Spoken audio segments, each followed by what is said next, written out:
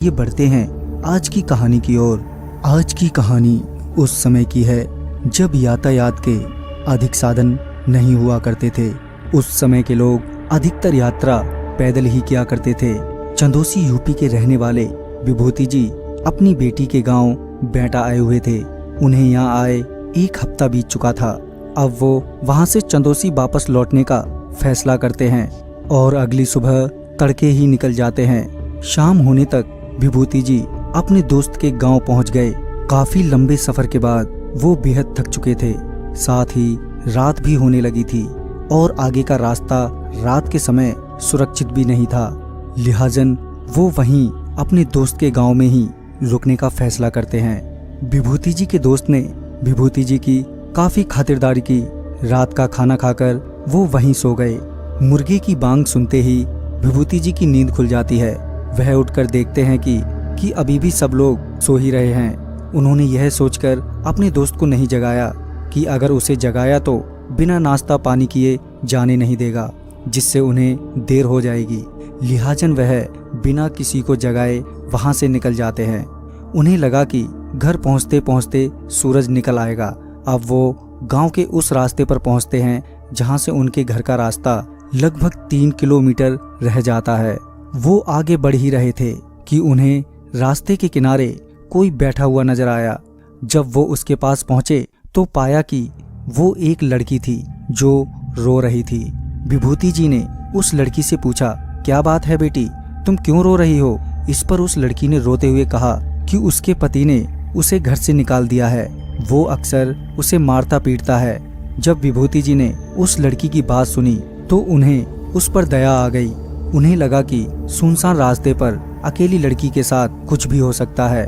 लिहाजन वो उस लड़की को अपने साथ ले जाते हैं। अब वो अपने घर पहुंचने वाले ही थे कि उन्हें ख्याल आया, अरे अभी तक सूरज क्यों नहीं निकला?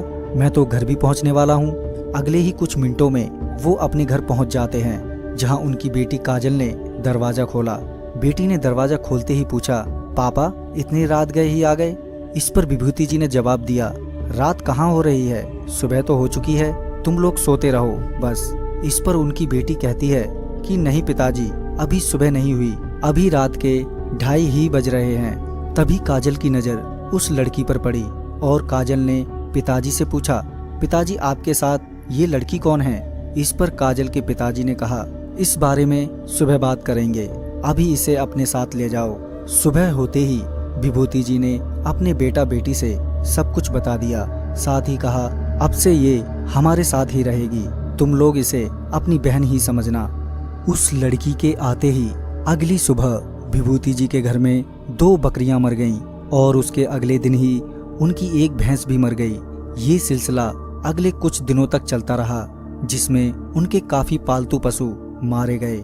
हैरानी की बात तो ये थी कि सभी पशुओं की मौत सांप के काटने से हुई थी। विभूति जी इस बात को लेकर काफी परेशान थे और वो समझ नहीं पा रहे थे आखिर उनके साथ ये सब हो क्या रहा है। अब तक उनका काफी नुकसान हो चुका था।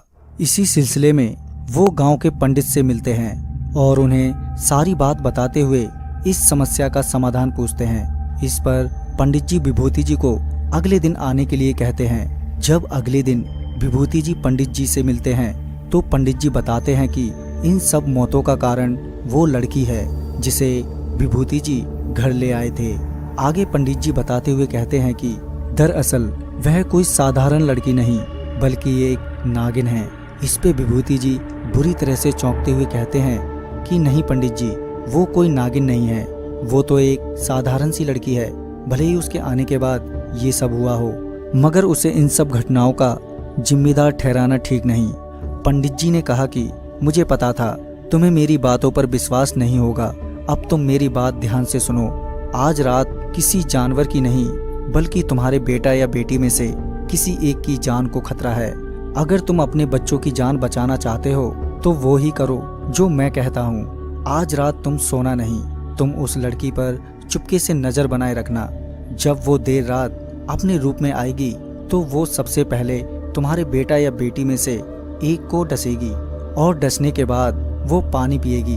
अगर उसने पानी पी लिया तो तुम्हारे जिस बच्चे को उसने डसा होगा तो उसकी मौत उसी वक्त हो जाएगी। तुम्हें सिर्फ उसे पानी पीने से रोकना है, साथ ही उसके बिना सामने आए उस नागिन की गर्दन काटनी होगी। पंडित जी ने एक तलवार बनवाने को कहा। लिहाजन विभूति जी एक तलवार बनवा लाते हैं। पंडित जी के कहे अनुसार वो रात के समय उस लड़की पर चुपके से नजर रखने लगे। फिर देर रात वही हुआ जिसका डर था, वो लड़की नागिन बन गई।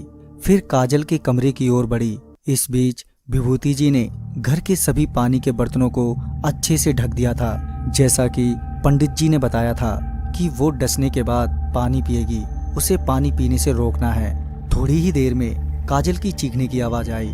काजल की चीख से विभूति जी समझ गए कि काजल को उस नागिन ने डस लिया है। अब वो पानी पीने के लिए इधर ही आएगी। और ठीक वैसा ही हुआ।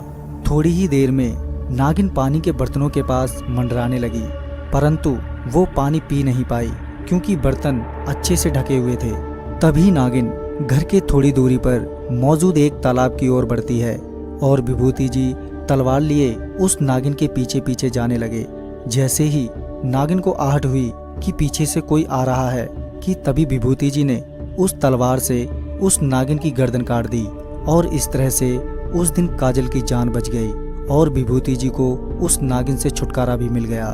तो दोस्तों, किसी की मदद करना बहुत ही अच्छी बात है, मगर आंख बंद करके किसी की मदद करना उतना ही खतरनाक हो जाता है। तो दोस्तों, इस वीडियो में बस इतना ही। मैं आपका दोस्त राजकुमार जल्द ही मिलता हूँ।